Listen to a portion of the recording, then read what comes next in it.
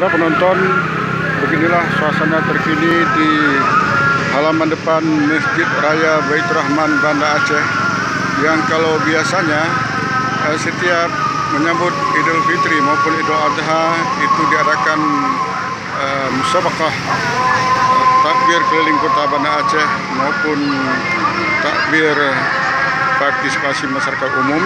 Tapi walaupun belum ada info resmi dari pemerintah Provinsi Aceh, kelihatannya di lapangan malam ini pawai takbir keliling kota Banda Aceh ditiadakan.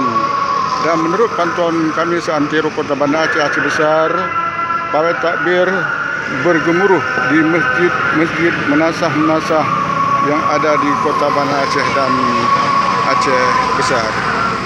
Ya, inilah suasana terkini pada Sabtu malam Minggu tanggal 23 Mei 2020